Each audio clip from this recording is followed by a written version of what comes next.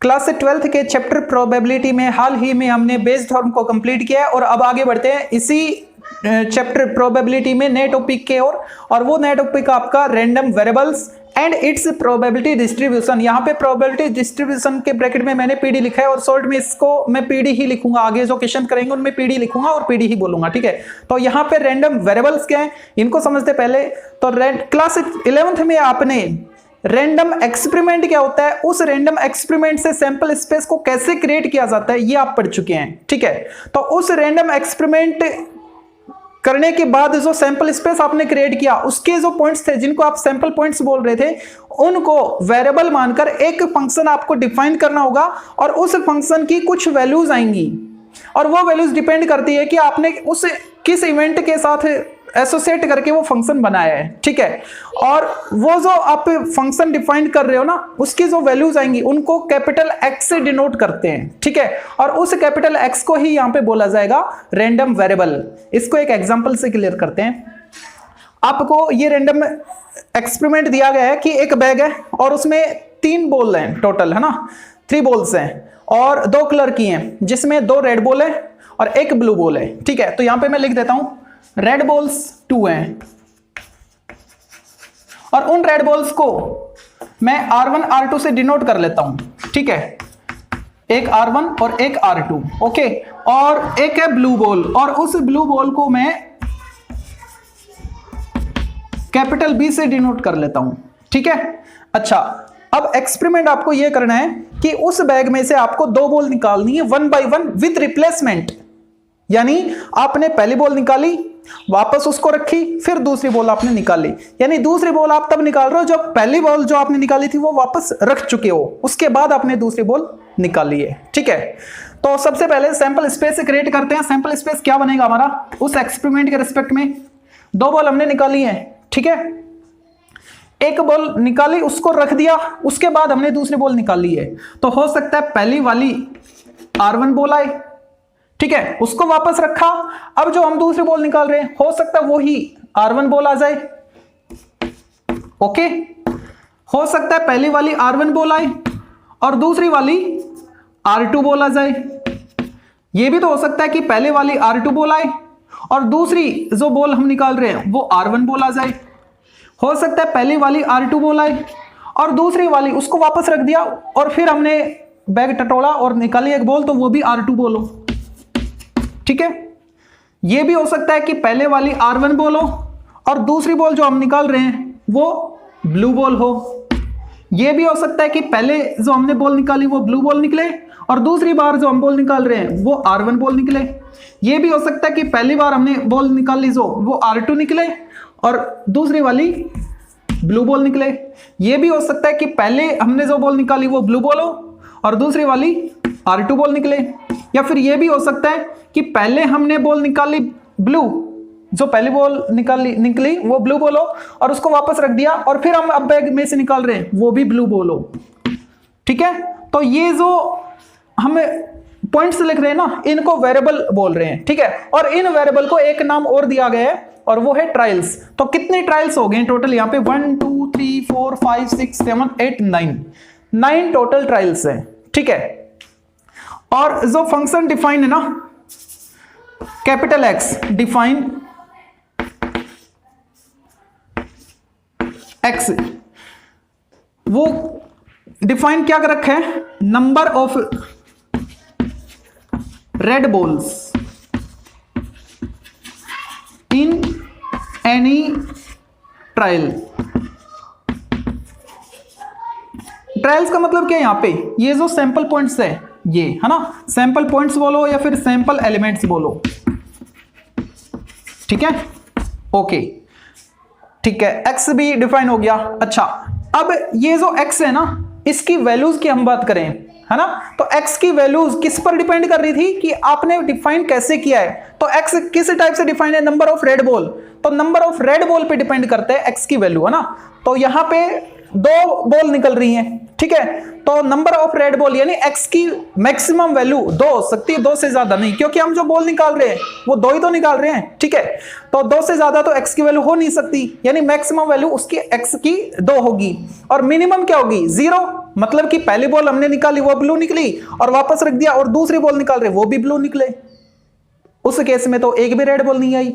ये इसकी लिमिट है एक्स की, क्या 0 to 1, सॉरी 0 to 2, 0 से 2 तक, ठीक है। तो एक्स की पॉसिबल वैल्यू क्या क्या है, एक तो 0, एक 1 और एक 2। इनको भी डिफाइन कर देते हैं। x इक्वल 0 का मीनिंग क्या है, x इक्वल 0 का मीनिंग है, x क्या था हमारा, नंबर ऑफ रेड बॉल्स है ना, और 0 का मतलब क्या है, इस फंक्शन की वैल्यू 0 होने का मतलब है कि आपको एक भी रेड बॉल नहीं मिली, यानी नो रेड बॉल। जो बॉल आपने निकाली उनमें से एक भी रेड बॉल नहीं है, ठीक है। तो एक भी अगर रेड बॉल नहीं है तो वो कौन सी ट्रायल है जिसमें एक भी रेड बॉल नहीं है, ये वाली ट्रायल है जिसमें एक भी रेड बॉल नहीं है। तो इसको क्या लिखेंगे, x ऑफ, इसको पढ़ेंगे x ऑफ बी यानी ब्लू ब्लू, ठीक है। अब इसकी जो वैल्यू है ना, इसकी वैल्यू 0 है, इसकी वैल्यू 0 होने का मतलब है कि ये जो x है ये किसको डिफाइन कर रहा था, रेड बॉल को। तो इसमें देखो रेड बॉल कितनी है, वो नंबर यहां पे लिखा जा रहा है, वो ही इस फंक्शन की वैल्यू होती है, ठीक है ना। इस वेरिएबल के रेस्पेक्ट में फंक्शन की वैल्यू 0 है, ठीक है। और वो फंक्शन हमारा, सॉरी जो वेरिएबल था वो डिनोट कर रहा है x, ठीक है। तो x किसको डिनोट कर रहा था, नंबर ऑफ रेड बॉल। तो यहां पे तो एक भी रेड बॉल नहीं है, तो इस फंक्शन की वैल्यू 0 होगी, ओके। इसमें देखो x इक्वल 1 का मीनिंग क्या है, x इक्वल 1 का मीनिंग है कि आपको एक रेड बॉल मिल रही है, 1 रेड बॉल। 1 रेड बॉल का मीनिंग क्या है कि आपको एक रेड बॉल मिली है ना। अब वो एक रेड बॉल कहां है, यहां पे तो 2 हैं, यहां पे तो 2 हैं, यहां पे तो 2 हैं, यहां पे 2 रेड बॉल है, यहां पे एक रेड बॉल है, ठीक है। तो क्या क्या आएगी, x ऑफ r1b, इसकी वैल्यू क्या होगी, इस पूरे की वैल्यू 1 होगी, है ना। इस पूरे फंक्शन की वैल्यू का मतलब क्या है कि इसमें देखो रेड बॉल कितनी है, इसमें ये ब्लू है ये रेड बॉल है, तो रेड बॉल की वैल्यू 1 है ना, यानी इस फंक्शन की वैल्यू 1 है। और देखो किसकी वैल्यू 1 है, जिसमें एक रेड बॉल हो उसकी वैल्यू 1 होगी। इसको तो मैंने लिख दिया, इसकी वैल्यू यानी x ऑफ b r1, और किसकी वैल्यू 1 आ रही है, इसकी वैल्यू भी 1 आ रही है, x ऑफ r2b, और किसकी वैल्यू 1 है, इसकी वैल्यू भी 1 है। इसी के इक्वल क्या लिखेंगे, x ऑफ b r2। तो इन सभी की वैल्यू 1 है, इसकी वैल्यू भी, इसकी वैल्यू भी, इसकी वैल्यू भी, इसकी वैल्यू भी। 2 4 ऐसे मत करना, यहां पे काउंट करो, रेड बॉल कितनी है, 1 है, यहां पे कितनी है, 1 है, यहां पे 1, यहां पे 1, तो सभी की वैल्यू 1 होगी, ठीक है। इसका मीनिंग समझो, इसका मतलब क्या है कि आपको 2 रेड बॉल मिली है, 2 रेड बॉल्स, है ना। x ऑफ, अब वो आपको ट्रायल्स लिखने हैं, ठीक है, जिनमें 2 रेड बॉल हो, ये वाला पहले वाला r1 इसमें इस पूरे की वैल्यू क्या है, 2 है, यानी 2 रेड बॉल है ना, तो इस पूरे फंक्शन की वैल्यू 2 है। और 2 किसमें है, इसमें भी है, r1 r2, और किसमें, इसमें r2 r1, और किसमें, इसमें r2 r2।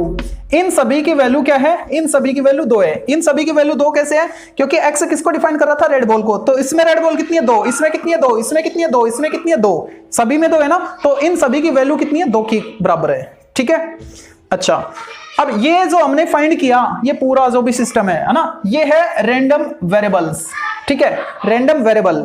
अच्छा, अब इसकी प्रोबेबिलिटी डिस्ट्रीब्यूशन वो क्या है, तो जो हमने वेरिएबल्स से फाइंड किए उनकी जो वैल्यूज आई, फंक्शन की जो वैल्यूज आई, उन्हीं के रेस्पेक्ट में उनकी प्रोबेबिलिटी इनके साथ अगर लिख दी जाए तो वो बन जाएगा पीडी, ठीक है, प्रोबेबिलिटी डिस्ट्रीब्यूशन। तो उसके लिए हमको टेबल क्रिएट करनी होगी जिसमें एक्स की इन वैल्यूज के साथ इन्हीं के रेस्पेक्ट में इनकी प्रोबेबिलिटी भी लिखें, ठीक है। तो वो टेबल में यहां पे क्रिएट कर देता हूं। 2 कॉलम बनेंगे, एक तो x का और एक इसकी प्रोबेबिलिटी का, ठीक है। अब यहां पे देखो x की वैल्यू क्या क्या है, यहां पे x की वैल्यू 0 1 और 2 है ना, तो यहां पे लिखेंगे 0 और यहां पे लिखेंगे 1 और यहां पे लिखेंगे 2।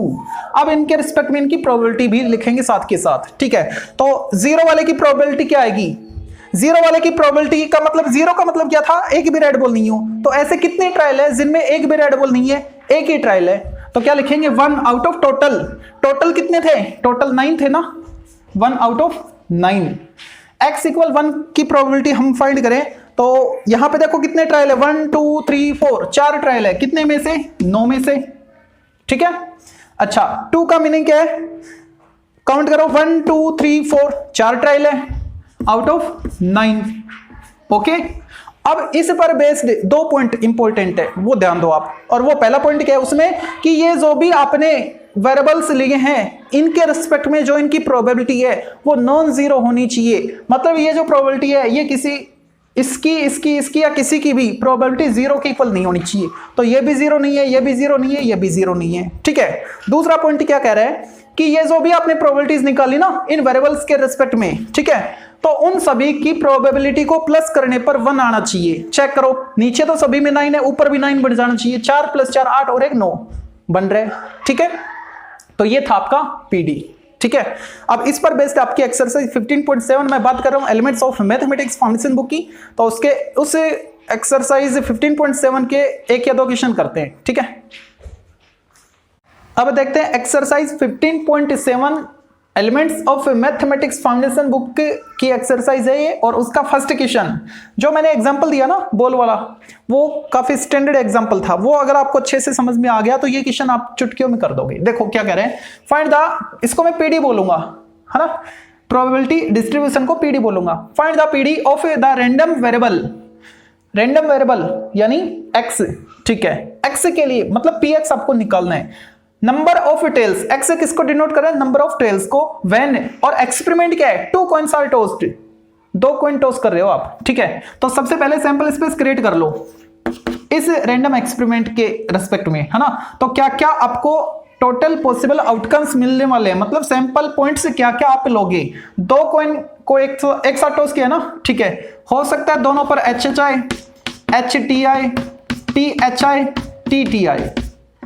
ओके, अब देखो हमारा जो x है वो क्या है, x डिनोट कर रहा है number of tails, number of tales.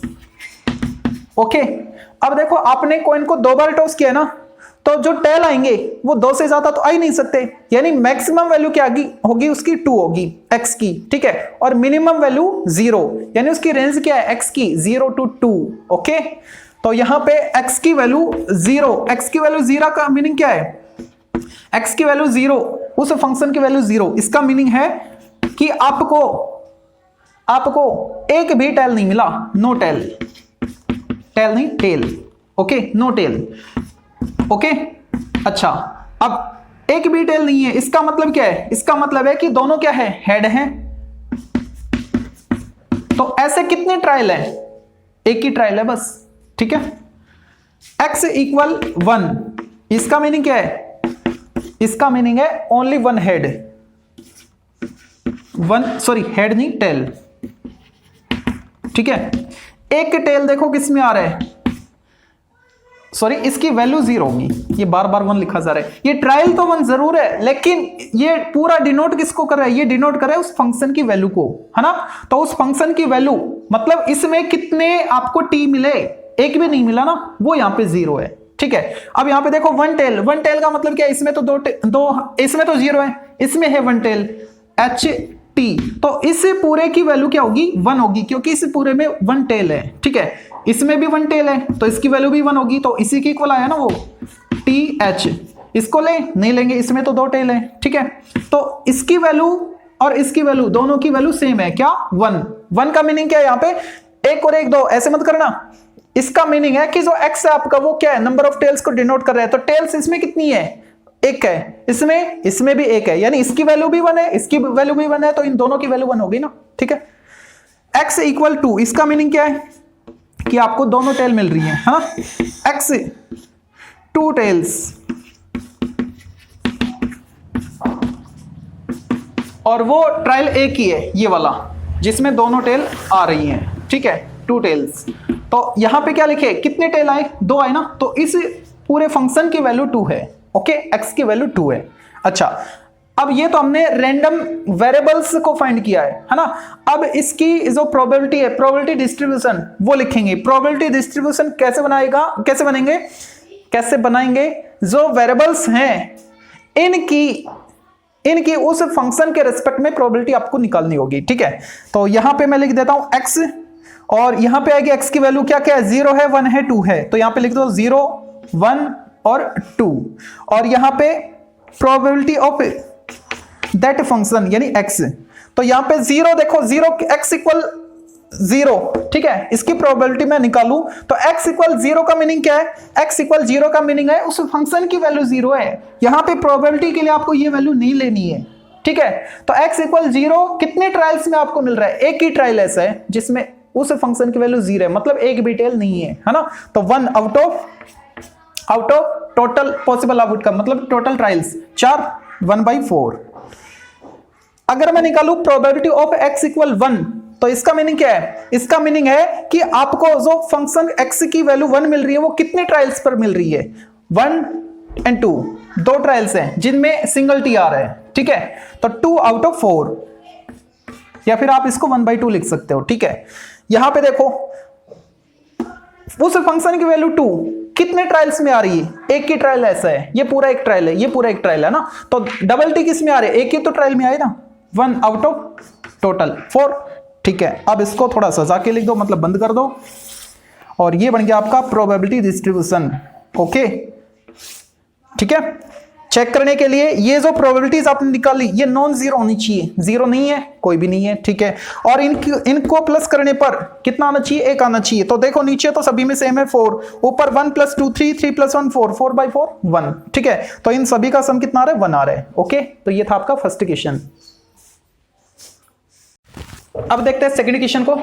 Find the PD of the number of tails, number of tails यानी x आपको दे दिया गया है in 4 tosses of a coin, ठीक है। और रैंडम एक्सपेरिमेंट क्या था आपका कि उस कॉइन को 4 बार टॉस करना है। तो टोटल पॉसिबल आउटकम लिखो, हो सकता है 4 बार HI, हो सकता है HHH लास्ट में TI, हो सकता है HHTHI, हो सकता है HTHHI, हो सकता है THHHI।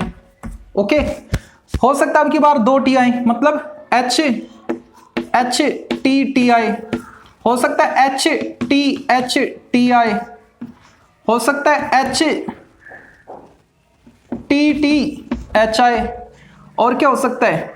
और ये हो सकता है TTHHI, हो सकता है THTHI, हो सकता है THHT, ठीक है। और क्या हो सकता है? 3 T हो सकते हैं अब की बार, है ना। 3 T मतलब सिंगल H हो सकता है, तो TTTH, हो सकता है TTHT, ओके, हो सकता है THTTI, हो सकता है HTTTI, और चारों TI, TTTT। काउंट करो, 16 होनी चाहिए। 1 2 3 4 5 6 7 8 9 10 11 12 13 14 15 और 16 लाइट गई। ब्लर तो नहीं हो रहा, एक बार देखना पड़ेगा, आज मौसम वैसे ही खराब है, चल जाएगा काम। देखो तो यहां पे सैंपल स्पेस मैंने क्रिएट कर लिया, ठीक है। अच्छा, अब ये कह रहा है कि जो x है वो क्या दे रखा आपको? x आपको दे रखा है number of tails, number of tails in any trial. Okay, देखो तो x इक्वल क्या क्या पॉसिबल आउटकम बनते हैं? x इक्वल 0 बनता है, यानी एक बार भी टेल ना आए, और एक बार भी टेल ना आए लिख लो इसको, नो टेल्स, ठीक है। एक बार भी टेल नहीं आया, तो कौन सी ऐसी ट्रायल है जिसमें एक बार भी टेल नहीं आया? ये वाला, ठीक है, HHHH। बाकी सभी में तो कम से कम एक बार तो आ ही रहा है T, है ना। तो अब इसको क्या लिखें? इसकी वैल्यू 1 लिखे क्या? इसकी वैल्यू 0 लिखेंगे। क्यों लिखेंगे 0? क्योंकि हमारा जो x है वो किसको डिनोट कर रहा है? नंबर ऑफ टेल्स को। तो इसमें कितनी टेल है? एक भी नहीं है, तो 0, यानी उस फंक्शन की वैल्यू 0, ठीक है। x इक्वल 1, इसका मीनिंग क्या है? 1 टेल, एक टेल आई, ठीक है। अब देखो एक टेल किसमें? इसमें, इसमें, इसमें, इसमें, 4 ऑप्शन है ना। तो क्या लिखें? x HHHT और XHHTH, और किसमें? XHTHH और XTHHH। इन सभी की, इन चारों की वैल्यू क्या है? इन चारों की वैल्यू 1 है। मतलब यहां पे x किसको डिनोट कर रहा था? नंबर ऑफ टेल को। तो इसमें कितनी टेल है? 1 है, यानी इसकी वैल्यू 1 है। इसमें कितने टेल है? 1 है, इसकी वैल्यू भी 1 है, इसकी वैल्यू भी 1 है, इसकी वैल्यू भी 1 है। तो क्या लिखे? इक्वल 1। ठीक है, इन चारों की वैल्यू 1 है। x इक्वल 2 का मीनिंग क्या है? कि आपको 2 टेल मिले, 2 टेल्स। ठीक है, अब देखो 2 टेल किस किस में आ रहे हैं? 2 टेल यहां से स्टार्ट हो रहे हैं, एच एच टी टी। ठीक है, और एक्स, एक्स तो बाहर रहेगा, एक्स इसको क्या पढ़ते हैं? एक्स ऑफ पढ़ते हैं। ठीक है, देखो लाइट भी आ गई। X of H T. ठीक है, x of H T H, x of T H H, सभी में 2 टी आ रहे हैं अभी तक, और इसमें भी 2 टी है। एक्स ऑफ, ये आपको जरूर नहीं लिखना कि एग्जाम में ये लिख के आओ, आप इनका नंबर पता लग जाए आपको, एक्स इक्वल यानी इनकी रेंज पता लग जाए आपको, तो 0 1 2 3 4। ठीक है, बस फिर आप उनकी प्रोबेबिलिटी निकालोगे। ठीक है, ये तो मैं आपको एक्सप्लेन करने के लिए लिख रहा हूं। और देखो डबल टी किसमें? एच टी, वो नहीं हुआ ना, एच टी हो गया, टी एस नहीं हुआ, टी एच। और 2 टी किसमें? इसमें भी है, equal x of T H T. ठीक है, तो इनका नंबर क्या है? इन सभी की वैल्यू है 2। यहां पे 2 क्यों? एक्स किसको डिनोट कर रहा था? Number of tails. तो टेल कितनी है? इसमें 2, इसमें 2, इसमें 2, इसमें 2, मतलब इनकी वैल्यू क्या है? इनकी वैल्यू 2 है। ठीक है, x इक्वल 3। x इक्वल 3 का मीनिंग क्या है? 3 टेल्स। ठीक है, 3 टेल आनी चाहिए। अब देखो 3 टेल किसमें? 3 टाइम h, सॉरी t, इसमें और इसमें, ये 4 ऑप्शन है आपके पास। ठीक है, तो क्या लिखे? x of triple T h, x of T H T, x of T H T T and x of h triple T. इनकी वैल्यू क्या है? इनकी वैल्यू 3 है। मतलब इसमें 3 टी है ना, तो इस पूरे की वैल्यू 3 है। इस फंक्शन में भी 3 टी है, 3 वेरिएबल टी है, तो इस फंक्शन की वैल्यू 3 है, इस फंक्शन की वैल्यू 3 है। ठीक है, कट तो नहीं रहा ना नीचे? बिल्कुल ठीक है यहां तक। ओके, अब एक ऑप्शन और बच गया, x इक्वल 4 वाला। x इक्वल 4, x इक्वल 4 का तो एक ही ऑप्शन है, एक ही ट्रायल है, मतलब है ना, यानी 4 टेल्स। और वो किसमें है? एक ही ऑप्शन है, टी। तो इसकी वैल्यू 1 लिखें या 4 लिखें? इसकी वैल्यू 4 लिखी जाएगी, यानी x किसको डिनोट कर रहा था? नंबर ऑफ टेल को। टेल कितने? 4 हैं, तो इस फंक्शन की वैल्यू 4 है। ये कट तो नहीं रहा ना नीचे? टी इक्वल 4 है। ओके, अच्छा, अब हमको प्रोबेबिलिटी फाइंड करनी है। इसके बाद वो मैं पीडी फाइंड कर रहा हूं ना, यहां पे x और यहां पे उस फंक्शन की प्रोबेबिलिटी px। ठीक है, और वैल्यू क्या ले? 0, इसमें जो रेंज में आ रही है ना वो 0 1 2 3 4, 1 2 3 4। अब इनकी प्रोबेबिलिटी निकालेंगे। x इक्वल 0 का मतलब क्या है? कि उसमें एक भी टेल नहीं आया, तो उसमें एक भी टेल नहीं आया, तो ऐसे कितनी ट्रायल है? तो ऐसी ट्रायल है हमारे पास, एक ही ट्रायल है। ठीक है, तो 1 out of total possible outcome 16, यानी 1/16। इसकी निकालो प्रोबेबिलिटी ऑफ x इक्वल 1 की प्रोबेबिलिटी, 1 में कितने ट्रायल है? 1 2 3 4 आउट ऑफ 16। इसमें देखो 2 टेल्स कितने टाइम है? 1 2 3 4 5 एंड 6 ट्रायल्स है उसकी, और total possible outcome 16। 3 tails 1 2 3 4 out of 16, और 4 time tail only 1 out of 16। Check करो इनकी प्रोबेबिलिटी नॉन जीरो है ना सभी की, हाँ ठीक है। इनको प्लस करके देखो 1 आ रहा है क्या, तो ऊपर वाले प्लस कर लो, नीचे 16 है, ऊपर भी 16 आना चाहिए। 1 + 4 5, 5 और 10 15 और 1 16, हाँ ठीक है, 16/16 यानी 1। तो ये थी इसकी probability distribution. Okay, second question के लिए